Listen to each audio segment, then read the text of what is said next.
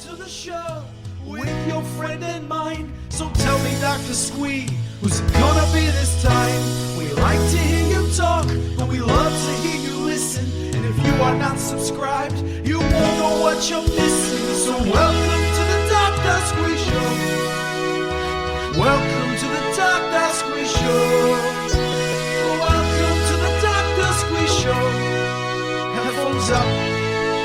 Here we go.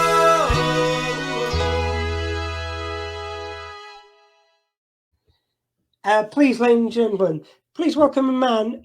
He's known for Doctor Who, Doc Martin, Ace Ventura 2. This intro alone may take the whole time. The Sandman, Bergerac, Whoops Apocalypse, Lovejoy, the Ruth Randall Mysteries, Inspector Morse, Watching, Cluedo, Minder, The Tomorrow People, The Bill, Pie in the Sky, Sharp, Cadfile, Our Life Less Ordinary, Joseph and the Amazing Technicolor Dreamcoat, A Christmas Carol with Patrick Stewart, June, Black Ball, and 142 credits in total on IMDb. Please welcome the heavy hitter of the TV world, Ian McNeice. How are you doing, sir, today? I'm fine. I was blocked by my Safari. My Safari wouldn't let me in, and I had to try and struggle in with Firefox, which I have, which was great. So I'm here. I'm here. And when you say Safari, you don't mean the type which was featured in Ace Ventura 2. No, that's right. What's the name of your dog behind you? Look at that sweet little thing. What's that? That is Dottie, which you can see there. Hello. On the other side, if I can get it, that's Willow. No, other side. We go the other side. That's Willow. Oh, sorry, that's Willow, and that's Dottie. And then I can see the dog. Yeah, there's a lovely dog. Beautiful. Can you see the other side, just the dog's head? Okay. Yes, I can. That's great. Oh, it's all backwards, so I've got to remember to shuffle the other way. Are you doing this for 24 hours? Is that what we're talking about, or what? I'm on for 24 hours, different guests. When did you start? Just an hour ago. So so 1 hour and 5 minutes in, only 23 odd to go, or about 23 to go. You're going to do it literally for 24 hours? This is the fourth one I've done. And what I do is I have some clips from previous years which are saved up. So I play those for 10 minutes just to give me bathroom breaks. But apart from that, live for 24. Unbelievable. So you've got 24 guests? Yeah, 24 guests or different shows. Different shows. Brilliant. Well, good for you. That's amazing. Thank you very much for giving up your time. Sir, it looks like you've been a busy man with all those credits. How do you fit it all in? I'm very old. That's how it works. I'm very old. That's why there are so many credits. I tell you what, they're still going on. Can you believe it? There we go. Yeah, even with an actor who has got the experience which you have, which is the way I'm going to choose to frame it, that's still an impressive career. Like a lot of people get much less for a lot more time. Well, look, I'm hugely lucky. I really look back on myself as being very, very blessed, really, with the amount of offers and jobs and things that I've been and places I've been to, which is fantastic. You know, it's a job that keeps on giving, which is great. Well, we do want to do a little bit on Doctor Who because I know some of our viewers have joined just for that. But I want to go through some of your other credits first because, as I say, it's been a stellar career. So your first credit on IMDb was Warship. So what was that story? Do you remember that one? Yes, I do. I do remember because as a child, I had a stammer, right? Yeah. And so trying to become an actor was a little tricky if you got a stammer. And I do remember that I had two lines on Warship, but one of them I could say, and the other one I had a real trouble with. So in the rehearsals at the BBC Acton rehearsal rooms, the line I had to say is, the first lieutenant wants to see you, Sheriff. I had to come in through the door and I had said, the first lieutenant had to see you, Sheriff. So I came to the mess deck. And so I came through, I went, the first lieutenant wants to see you, Sheriff. And he said, just do that one more time, Ian. That was the director saying to me again. And I stammered again for the first time. And I had a week off before I had to come back again and rehearse it before we did the actual take. So I was in my bedroom. I was going, the first lieutenant wants to see you. I could say it in my bedroom. So I came back. He said, Ian, let's rehearse that a little bit where you're coming through the door. And so I came in through the door with the first same thing, right? And the director said, you know what? I've been thinking about that, Ian. There's a nickname for the first lieutenant. It's Jimmy. So what you could do is you can say, but Jimmy wants to see you, Sheriff. I said, thank you so much. Thank you. So I came in through the door and I went, Jimmy wants to see you, Sheriff. I said, same thing. And I remember thinking that there was a woman script supervisor reading in announcements from time to time. I said, "What's that?" And she said, "Well, there's an announcement that comes in from time to time over the tannoy." So I went to the director. I said, "Look, I got 2 lines. One line I can say, the other line I can't say. Can we put that line through the tannoy system, and I'll have half my fee?" And the guy said, Ian, you can have your whole fee, and we'll put it through the tannoy system." And 6 months later, he gave me another job. What about that? The lovely director he took me to Bergerac, and I did a Bergerac with him. So God bless him. Bob Tranchell, I think his name was, and thank you so much for believing in me. So that was Warship. There you go.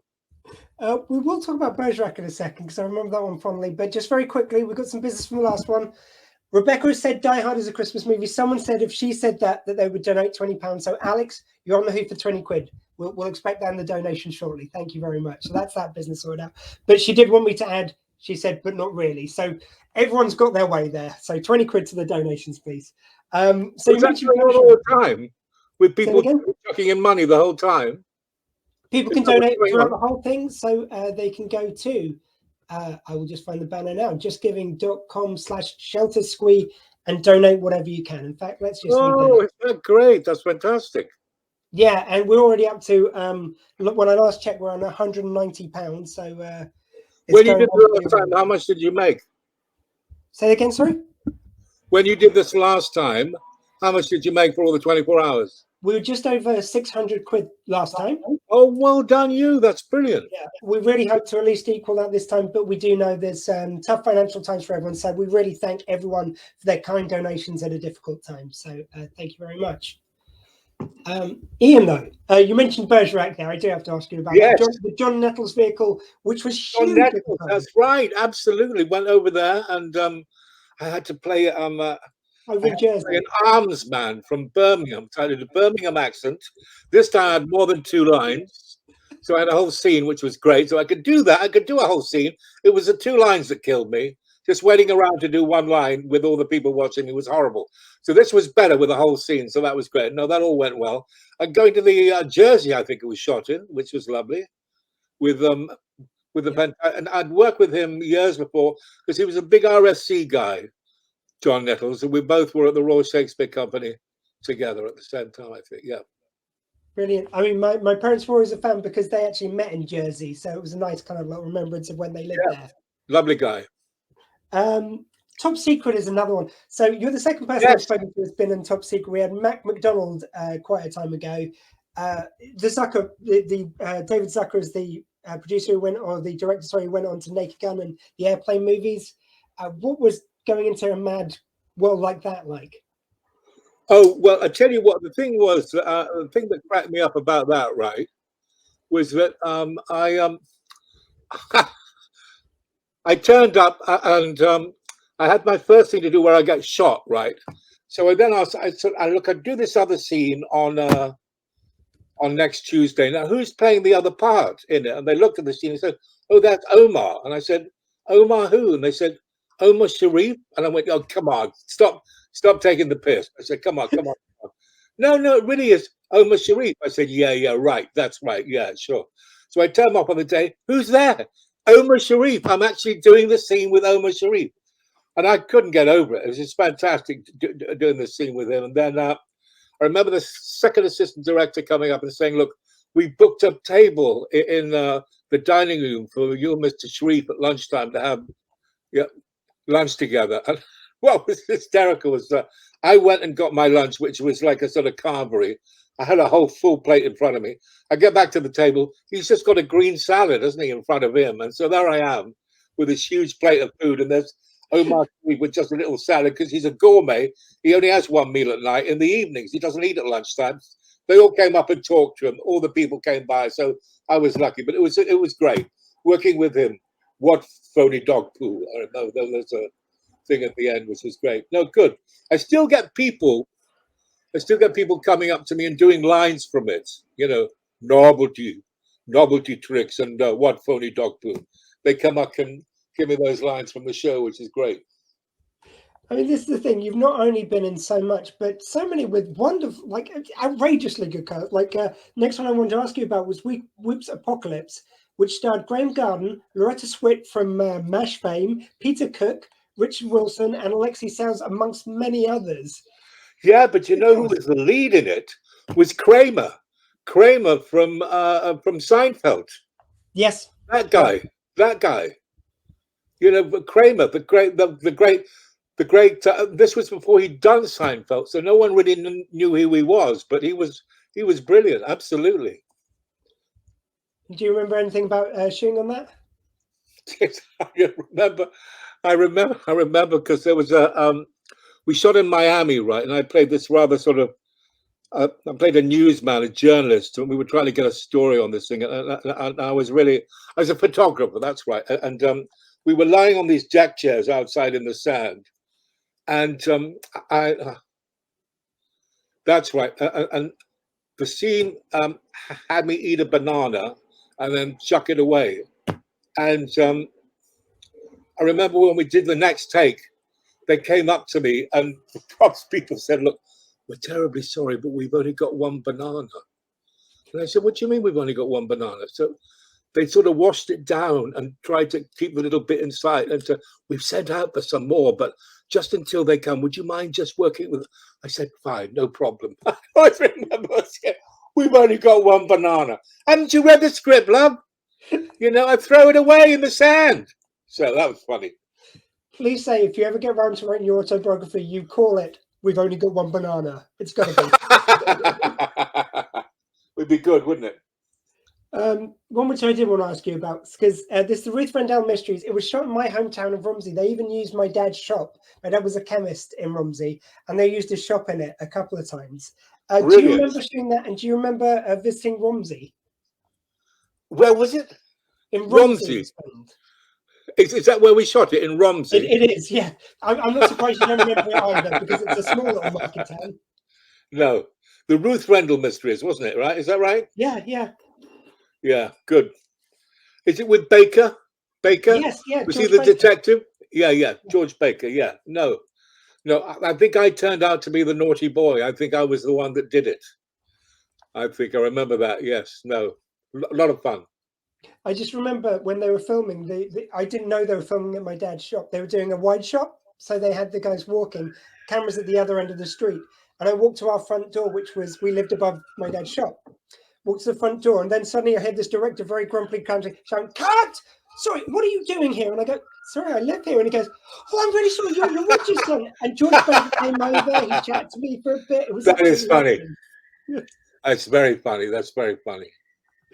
Oh, look, I'm wondering if you got any inspiration from this next one. So Lovejoy, where you end up on to your character in Doc Martin is in that roguish mold. Did you get any notes from me and McShane? Do you know what the thing is? The thing I remember so well about Lovejoy, right? It was that McShane would turn up in the morning.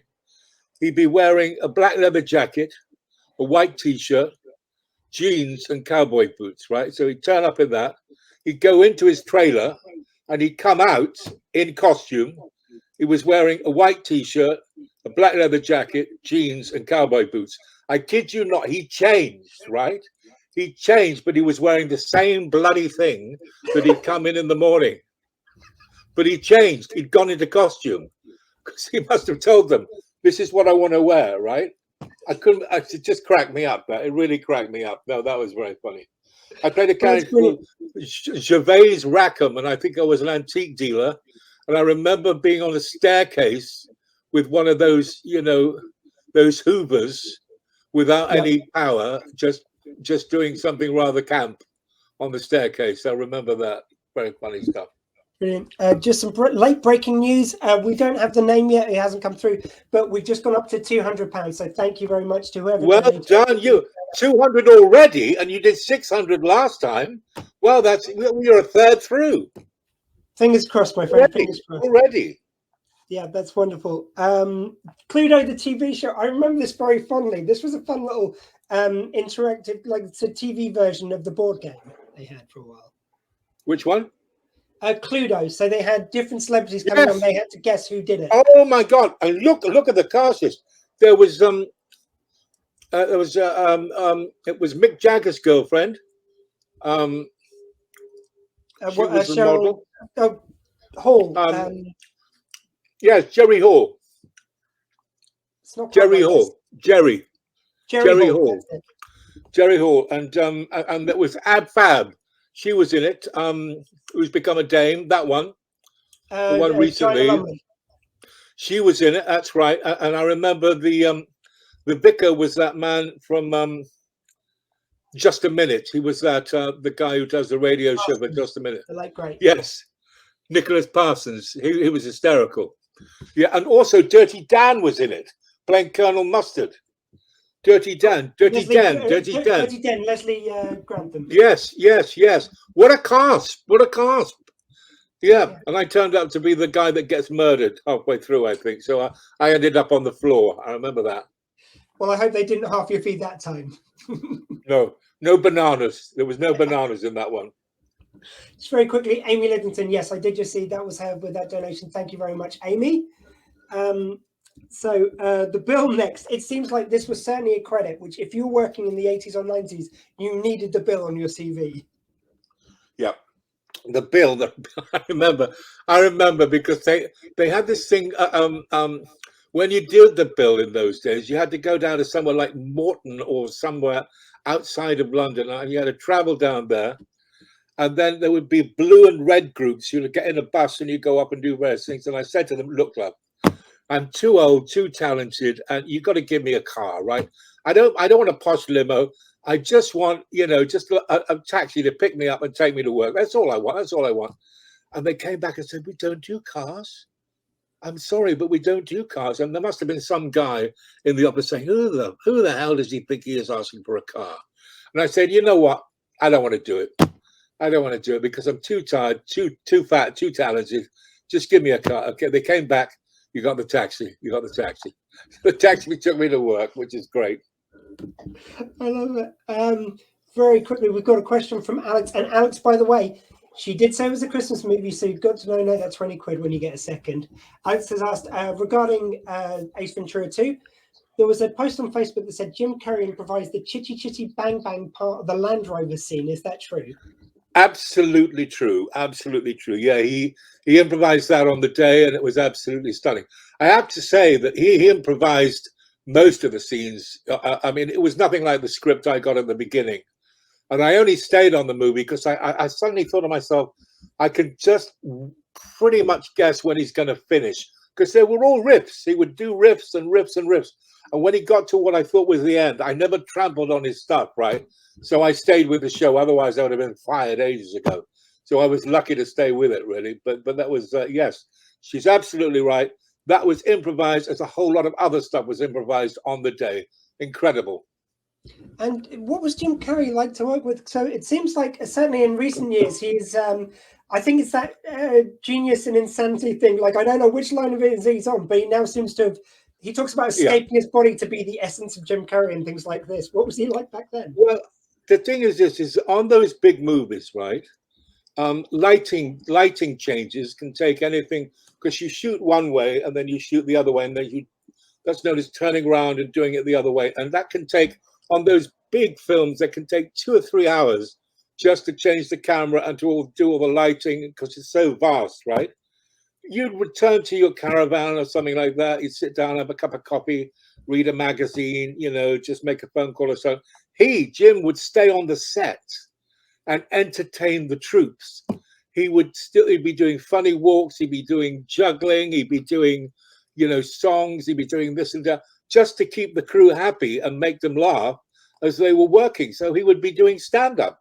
He'd be doing stand-up in between. So, I mean, he never stopped. He was on it 24 hours a day. I mean, he just didn't stop. So it was extraordinary, I have to say. No. I mean, the guy is, well, he was then. He was just a tour de force. I mean, he really was. It's amazing. One which, so I mentioned before, Joseph and the Amazing Technicolor Dreamcoat. Do you enjoy doing the stage work side of it? What are the extra challenges of that? Absolutely, because that was, I didn't actually do the stage myself. I got cast to do the movies. So that was, but I've done a lot of stage work myself. Funny enough, I actually did a lot of stage work in my early 30s, and then I suddenly had kids and I couldn't really do any more stage because it doesn't pay very well, and I had to pay for the kids really. So I stopped doing stage work specifically to do television and film, and I didn't do any stage work for 17 years. 17 years, right? And then eventually my agent rang up one day and said, look, I've got an offer. I said, great. I said, that's lovely. She said, it's the National Theatre. And I said, hang on, I can't do theatre. She said, no, wait. It's to play Winston Churchill in a play about Harold Macmillan. Jeremy Irons is playing Harold Macmillan, and they want you to play Winston Churchill. And I went, oh, hang on. That sounds really interesting. Yes. So I looked at what I'd already put two kids through college, and I only had one to go. And I thought, you know what? I can do this. So I went back to do it. And I remember standing on that stage at the National Theatre on the first night, the opening night, just all coming down the back of the legs. I was just absolutely terrified. 1,000 people in the audience. And I said, what am I doing? I hadn't told anybody I hadn't done any theatre for 17 years. And there I was, shaking, quaking in my boots, right? But, you know, I got through it. And then I got another offer of another play at the Globe. I did Henry VIII in the Globe. And then another play I did in London in the West End, the King's Speech, playing Winston Churchill again. So that was great. So coming back to do theatre was a great thing. And of course, that led to me playing Winston Churchill on Doctor Who. So there you go. And we will get to that in a little bit. But something which actually links in very neatly here is Patrick Stewart, when he was had a time of not working on the stage, he did a one-man show expressly because he was worried about going on stage and worried about getting nerves. So that became the film version of A Christmas Carol, because he did a one-man show at first, which you starred as Mr. Fizzywink, which is a small but such an important role. I feel like you've got to bring the energy in that and the kind of joyfulness against his misery. Yes. So what was that? That's totally right. And that's what it was like. No, that was great. No, I mean, Fezzy, we had to sing and dance and do all those sort of things. Look, there were Joseph is one of my favorite musicals it's got there. Thank you, Amy. That's very nice of her. Thank you. Yeah, no, Fezzik was a lot of fun. And of course, we had that actor who'd been in the movie Cabaret, if I could only remember his name. But no, he was brilliant. Absolutely fantastic. Joel Grey, that's who it was, Joel Grey. Excellent. One which I think is an overlooked, amazing British film is Blackball. I found that so hilarious. I don't think it gets enough love. Yes, of course. Well, we're all playing bowls, aren't we? Yes. And it's about like America getting hold of the sport and trying to make it a big stadium event. One of my favorite lines is he talks about all these old men, playing bowls and going into the change room and all their trousers smelling of mince and wee. I remember that because they all sort of piss themselves down the front. Yeah, very funny. No, and he was so good in that, wasn't he? The lead guy, Paul Kaye. What's his name? Yeah, amazing. Yeah, so good, brilliant, absolutely brilliant. No, that was a lot of fun, and directed by Mel Smith. Yes. Oh, the late great. Yeah, the late great Mel Smith. I worked with him in the theatre years ago. I'd done My Fair Lady with him up in Sheffield at the Crucible when he was going out with Ruby Wax of all people. What a teamwork that was! Mel Smith and Ruby Wax. How about that then, eh? I did not know about that coupling. That's very interesting. Yeah, that's a couple. And in, of course, Blackball, there was, again, the late great, the recently departed Bernard Cribbins. Did you get to work with him at all? Of course, yeah. Because what we did, we had several scenes where we're the collective, we're the group of bowls players. There's me and, God, I just can't remember names anymore, but several, including Bernard Cribbins, and we're there. And yes, so we used to hang out together, and then we'd have lunch together and stuff like that. But great stories that he would tell lots of stories about, working on the railway children and stuff like that, which is fun. And of course, there was that guy from Babe. The movie Babe about the pitch? Yes, it was Cromwell. He was also in Star Trek First Contact. His name James is Cromwell. escaping me. It'll come to me in a second. Cromwell. Cromwell. James Cromwell. James Cromwell, yeah. Absolutely wonderful. Yeah, thank you very much for sharing that. So, pardon me, I've just completely lost my place. Oh yes, sorry. Let's get on to the Doctor Who of it now then. So you got cast. So you got cast because of the play where you were playing Churchill. What happened is that when I was doing Winston Churchill, the National Theatre, people from Doctor Who, the casting director, and I think the director, came to see the play because they were looking for an actor to play Winston Churchill. And I think that's how I got it, really, which was great. But I mean, it was wow. I mean, what a gift, because I didn't realize that what it led to was all these conventions all over the world. And so, I mean, on the back of it, I've traveled to America multiple times. I've traveled to Australia, to New Zealand, to Europe, all on the back of Doctor Who, and including, get this, a cruise around the Caribbean. Can you believe this? They have Doctor Who cruises where there's 3,000 people on the boat. There's 90 Doctor Who fans. There's a group of 5 of us who've been in the show, and then we have to have dinner with them in the evening and maybe chat to them during the daytime. And then we go to all these wonderful places like Jamaica and Aruba and places like this. What about that? That's incredible. That's not bad. That's not bad. And when you were first playing Churchill, did you do a lot of research into him? And Yes, I did. When I did, I remember when I was doing it at the National Theatre, I did a lot of work. In fact, I went to Blenheim Palace to see where he was born, right? And he's actually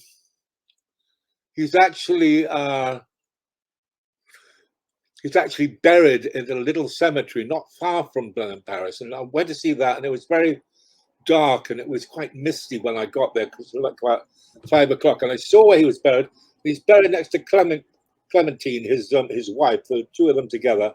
And it's sort of quite spooky because there was this little sort of fog just appearing over the grave. And suddenly, as I was just about to play him as well, I remember that suddenly there's a whisper came up from the ground saying, "Don't muck it up, boy." And there it was. There he was saying to me, "Don't muck it up." He was actually saying "don't," but I can't say that on the radio, so I better not do that. He said that. Yes, he did say that. Wow. That's that's spooky. And as if it wasn't surreal enough to be playing Churchill and Doctor Who, you're then added to the layers of it. It's a Dalek episode as well. Yes, I couldn't believe it. I was so excited when I found out that it was Daleks, and it was written by the tour de force who writes all of the shows. Fantastic stuff. What? Stephen Moffat, that one? No, that was the other one that's the actor that does all the stuff as well. Who does all the oh, sorry, it's of course it's from the League of Gentlemen. Mark Gatiss. Yes, absolutely brilliant. I remember being in the breakfast room of the hotel in Cardiff, just about to do the first scene, and I walked by this table and he said, "Hello," he said, "my name is Mark Gatiss. I actually wrote your episode." And I went, "Oh, thank you so much." And since that time we became friends, which is really because we send each other little texts when I see he's doing something on the telly. What a charming man, and what a brilliant man. Not only because he's a great performer, but he's a great writer too. I mean, what a talent. No, and to actually have an I always remember there was this one thing with the Daleks, right? Okay, where Matt Smith had to hit the Dalek on the top of its head of the Dalek, right? And they got 2 spanners. They got a spanner that was the real spanner, which was like quite made of sort of steel, and then they had one made with rubber, so it wouldn't harm the Daleks. I always remember this point where he attacks the Dalek, and suddenly you could hear this voice coming inside saying, "Please, please, that's the wrong spanner." So he'd been hitting the hell out of this poor little guy in this game. He must have been seeing stars inside with this steel spanner being smacked on his head. Poor little thing. Wow. And I can imagine it's quite a challenge as well. You're there in the kind of like the bunker, which looked absolutely amazing. You've got to get Yes, into the reality of that moment. How do you keep the reality of the moment when a Dalek shows up? How do you kind of keep yourself grounded in the scene? What can you do? What can you do? How can you be grounded on something like that when a Dalek starts talking to you and all the rest of it? I just don't know. But I mean, I tell you what was brilliant was that Matt Smith, right? It was only like the second one he'd done, and I think he was still finding his feet. But he was such a joy to work with, and he was like so inventive. He tried something one way, then he tried another way, and just such a nice guy.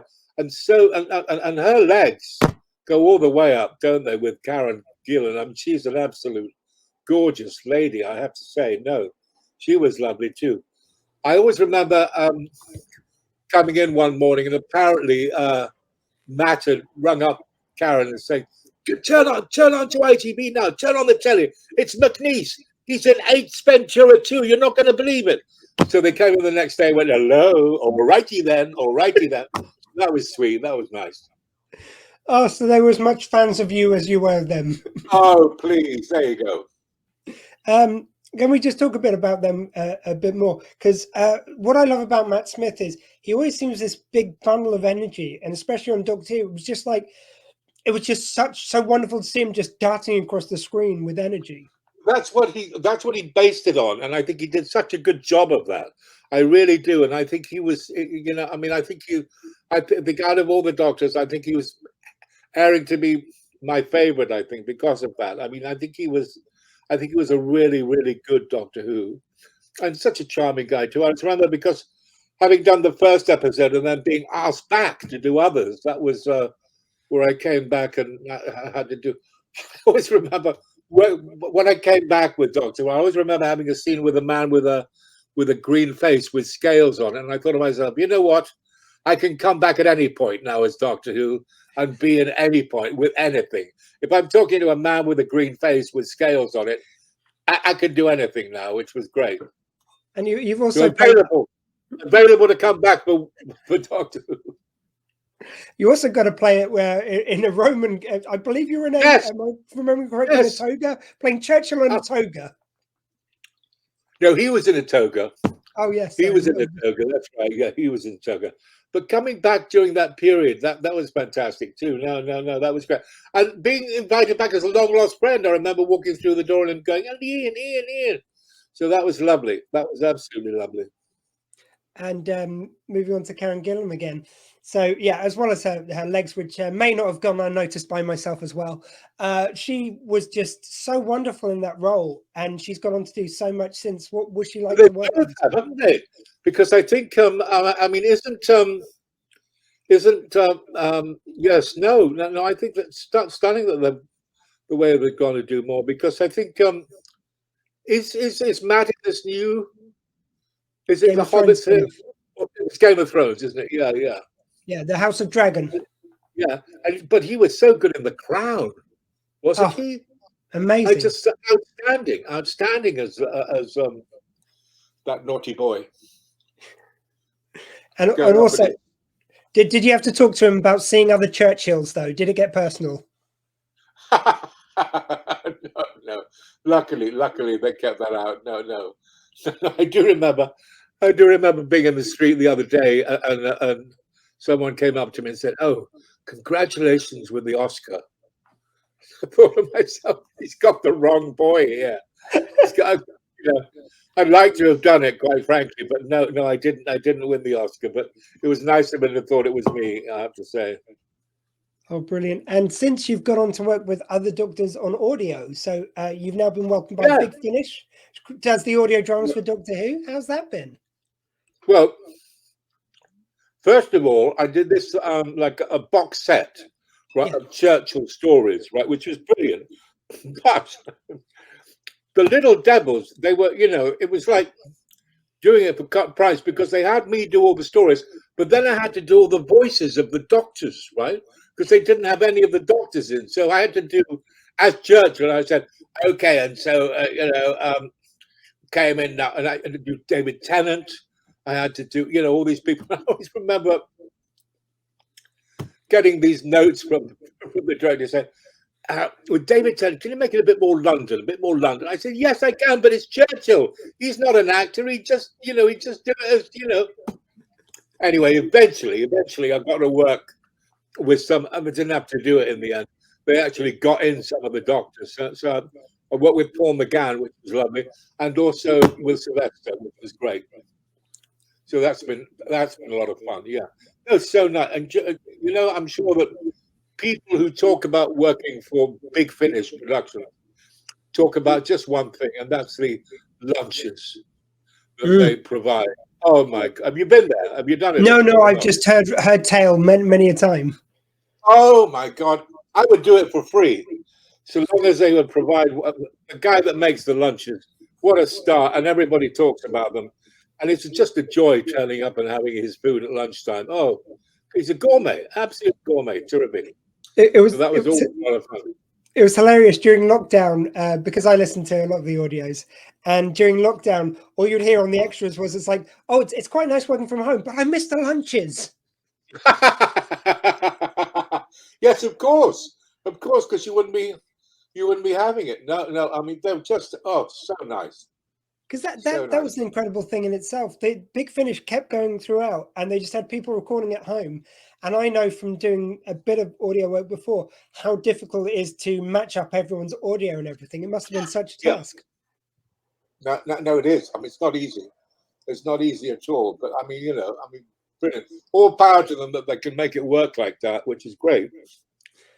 We will go on to Doug Martin in just a second. Just very quickly, though, I know you only had a brief role, but you popped up in The Sandman, which I was very happy to see you in that. Can you believe that I've had so many comments from that? I've had so many people email me and so many people text me. They say, "Good God, saw you on The Sandman." I said, "Well, isn't that incredible?" It's a tiny little scene playing the barman, but you know what? I mean, what the hell? Because he's my what would he be? Because he is my ex's sister, right, is called Phoebe Nichols, and she is the mother of Thomas Sturridge. So would he be my nephew or something like that? Would he be that? I suppose. You've lost me, I've got to admit, but my brain is slightly addled from all the prep for this. But apart from that, I think you're right. I think he's connected. I've known him ever since he was a kid. Let's say that because my ex is Kate, and so her sister is Phoebe, and Phoebe's the mother of Thomas Sturridge. So it must be something like a nephew or niece or something, niece, nephew, cousin, twice removed, something like that. Anyway, yes. Charming boy, Thomas Sturridge. What a great performance! What a great show! I mean, it's hit the roof, isn't it? People love it. Yeah, I mean, it was such a loved property already, and Neil Gaiman is so beloved. But this gets back to my point. Not only have you been in so many credits, but you seem to have a very good track record of getting into the winners. Like, I have no doubt because of your talent for getting through the door. But you never know when you make one of these things if it's going to be a hit or not. But you've had a good hit rate. Yeah. And Foundation, I did a little bit in Foundation, which was on Apple recently. I did that as well. No, it's great. And I just did one. Got a tiny little cameo on Napoleon now, which is going to come out at Christmas time. With it's playing Louis the 18th, and Napoleon's Joaquin Phoenix. Is that right? Joaquin Phoenix? Yes, Joaquin Phoenix is playing Napoleon. Wow. And I play Louis the 18th, and it's directed by Ridley Scott of all people. What about that, eh? Which channel's that one coming out on? Say again? Which channel's that coming out on? Oh, that's a movie. Oh, it's a movie, big screen. Awesome. Big screen movie of Napoleon, directed by Ridley Scott, and with Joaquin Phoenix as Napoleon, which would be cool. Fantastic. And you mentioned, sorry, what was the other thing you said, which was out on Apple TV at the moment? Foundation. Tell us a bit about that, just to give it a plug. It's a little spooky. It's a really sort of set. I suppose it's like an early Star Wars thing. It's worth a look anyway. It's on Apple TV. Look out for it. It's called Foundation. Brilliant. Just a bit of praise for your work on Big Finish, Philip Nichols. Listen to Subterfuge the Big Finish Ian McNeice did with Sylvester McCoy. There you go. Thank you very much, Philip. That looks nice, doesn't it? Yeah, great. Excellent. Cool. Now we have had quite a few people saying about Doc Martin. My father is also a fan of Doc Martin. We've had Amy. You're very welcome. Great cause. My mum is a Doc Martin fan. I absolutely love it. So this has been going. It's now in the 10th season. It's just hit back on our screens, and you have a year off between. So you've been playing this role for 20 years. Is it now? It's extraordinary, isn't it? We started doing it in 2004. So what's that make about 19 years? And this last series, which was series number 10, that'll be the final one. It's the last one. So we've got last one. So the one you're seeing now, it started last Wednesday, and there are 8 of them. That'll be the last one.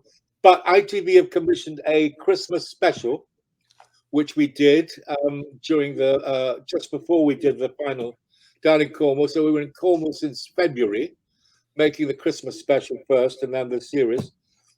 So that's coming out on Christmas Day. And then on Christmas Eve, there's going to be an hour documentary of the making of the show. So that's going to be, it's a win-win. It's a Doc Martin Christmas. What about that?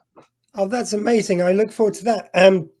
Very sad to hear it's going away, but it sounds like, it feels like maybe the right time after so many years. But this is the longest you've ever played a character, am I correct? Oh, totally. Absolutely. Goodness me. To play Bert Large for all that length of time was extraordinary. And it's such a fun character to play because he was a naughty boy, always getting it wrong, always in trouble, and is seriously in trouble. This final series, he gets into trouble 2 or 3 times, big time. So it's going to be fun to watch him go bad, really, in that area. And it Naughty seems boy. like he's an extremely endearing character, but he is one of those rogue characters. So I mentioned maybe a bit in the role of Lovejoy and Del Boy and all those great rogues that we love. All those rogues, a total rogue, always fun to play. Those characters are the best to play because they're the most fun, which is when something is going wrong the whole time. And he's such an optimist, so he'll say, "Don't worry, something will turn up." It's like Mr. Micawber from Charles Dickens. It's like you'll turn a corner, something will happen. The grass is always greener, and of course he gets into so much trouble. And his poor son, played by Joe Absalom. And Joe Absalom is on tour at the moment. My friend, I'm going to plug this. My dear friend Joe Absalom, who plays my son Al Large, is on tour at the moment with the Shawshank Redemption. Oh, wow. He's playing the lead in that, so go and see him if it comes near to you. He's just finished 2 weeks in Windsor, and I'm not sure where he's going next, but I'm going to go and see him in Guildford in October. So it'll be at the Even Arnold in October, so have a look for him down there. But great guy. I always say to my kids, he's the son I always wanted. It went down so well with them, I can tell you. With the schedule being 1 year on, 1 year off, is it hard to refine the character when you come back to it? Not at all, because when we return, it's like a family, because the cast was still the same, and a lot of the crew loved the show because they love being down in Cornwall, they love being down in Port Isaac, so a lot of the crew returned to make it, and certainly the lighting cameraman was the same, the director was the same. And then a lot of the heads of departments, like the costume people and stuff like that, makeup people, all were the same. So it's like a big family returning, which was great. And then working with everybody, it's just like, you slot back into it very quickly, because it's like you've got shorthand with everybody. So it's really nice. And then you've got all the guests that come in, which are fun, like Sigourney Weaver at one point. Goodness me. Yes. What about that, eh? I mean, crazy. Alien. There she is walking through the door. I wanted to get her autograph for a friend of mine, so I knocked on her trailer door, and it made my day, because she opened the door and went, "Mr. Large, come in, Mr. Large." So she knew who I was, which was sweet, because what had happened, right, was Mrs. Tishel in the show and her were at drama school together. So Selena Cadell, who plays Mrs. Tishel, and Sigourney were at drama school all those years ago, and they've kept in touch ever since and see each other a lot. And she's the reason that she came into the show. because she watched the show, and Selena said, come in. And since that time, someone texted me. Apparently, it's been in the newspaper. Apparently, that Harvey Keitel wants to come and do it. What about him? The guy from the bad boy from all those sort of Martin Scorsese movies. You turn around and he'll kill you in 2 minutes. Harvey Keitel. So what about him then? Apparently, that would have been extraordinary if he'd shown up in Port Isaac, wouldn't it? Have really? you filmed the Christmas one yet? Could he still show up? Yeah, he could still show up. And speaking of Port Isaac, that's such an important location. It seems so integral to the character of the piece. What's it like going there and filming every year? Extraordinary, because what happens now, it didn't, it took a while to sort of kick off, but then for the last maybe 7 times we've been down there, we're surrounded by fans, right? Yep. So there are people, on a day, there's, 200 or 300 people walking through, coming to see where Doc Martin is filmed, and they see us filming in the village. And it's like doing live theatre. They're all watching paint dry as we do these shots, and they just can't get over the fact that we're there. So, yeah, so because, and during the high season, hundreds of people come and see, and they come from all over the place, from Russia, from Poland, from Iceland, they even came from all these people who say they come all the way from New Zealand, all the way from Australia to see you, and you go, oh, goodness me. A lot of people from America, and in fact, this woman called Gloria, right, who lives in Ohio, started to work out a fan club for me for all these Americans, and suddenly over the years, this has grown to like 4,000 women. I got into trouble one year, calling them, all over 60. And they say, well, not all over 60. So I have to say, no, women of a certain age, right? Who've been at chubby chasers. They like a man with a bit of flesh on them. You know what I mean? So they're all there. They all turn up there. They all turn up. And Gloria comes for a month while we're filming. And on a Thursday, she'll have the Bert Large Lovers Group, which is a Facebook page, right? They're all there having supper on a Thursday night. I've got to pop in and say hello to them. It's hysterical. And come on, you have to be the envy of every other actor that you've got these 4,000 women just waiting your beck and call. I said, what? Put it in the Sun newspaper or the Daily Mirror one point. I said, I turned into a sex symbol at 72. What 71? What more could you want? You know what I mean? Ian McNeice, the sex symbol of Doc Martin. You're just waiting to grow into your sex appeal there. Dotage, love, dotage. I did want to talk a bit about Bert, because what I find must be so interesting for you is each series has got a new scam, a new thing that he's doing. He's running the inn, then he's like selling whiskey. Do you have a favorite kind of period in Bert's history? Well, the thing is, I can let you into a little secret now, because the episode started on Wednesday. He's now going to be running with his son a caravan park. Yes. So this is the new scam that he's got going. So there's going to be fun and games. Do tune in. Tune in Wednesday nights, 9 o'clock on ITV, to watch Bert Large get into trouble with his caravan park. You've got to come and see it. That's a great hook to get people in. And what have there been people you've known like Bert over the years that you kind of put into the character? Oh yes, I think so. In fact, there's a little sort of nod I do to my friend Brian Cox, the actor who I used to stay with in Camden. His builder, who used to come and see him all the time, always came in and no matter what he was doing, he'd have his overalls on, but he always wore a tie.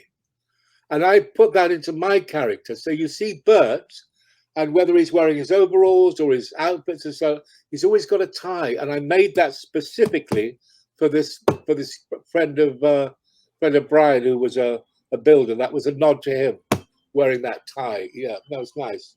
Oh, that's lovely. And have you filmed the Christmas special now? Is it all wrapped? Yes, we have. Christmas special is all done, and apparently the director has seen it and says it's fantastic. There's going to be a bit of snow in there, so it's going to be very Christmassy, this one, which would be lovely. Seeing Port Isaac with all the Christmas lights up and a Christmas tree. It's going to be very special on Christmas Day. Very nice. Good storylines in that too.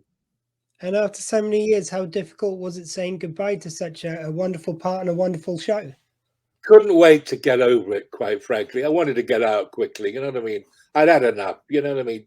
20 years, move on, love, move on. It was very sad saying goodbye to everybody, I have to say. There was a wrench. It was a wrench. It was a wrench. Just to wrap up, sir, with such a storied career, so many credits to your name, is there a favorite of yours that you've worked on over the years? Favorite? Yeah. Well, I think it's going to have to be, isn't it? It's going to have to be Bert Large. Excellent. I would think. I think the two favorites are obviously Ace Ventura, because the kids love that. They still can't believe these people come up and say, "Weren't you in Ace Ventura?" And they're like 6 or 7 years old. And I said to myself, "You weren't even born when we made this. I mean, come on, what's going on?" That's amazing. Thank you very much, Ian, for giving up your time and for joining us today. Well, I'm just going to say, I'm just writing it down now. www.justgiving.com /shelter squee. I'm going to put £100 in, love. What about that?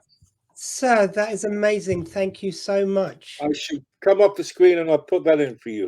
There you go. Ian, all right. I don't have the words. Thank you very much. That really means a hell of a It's lot. been a pleasure. It's been an absolute pleasure. Nice talking to you. On behalf of the Rocking Horse Media. On behalf of Rocking House Media, I would like to thank Ian for his support with the crowdfunder for Henry House.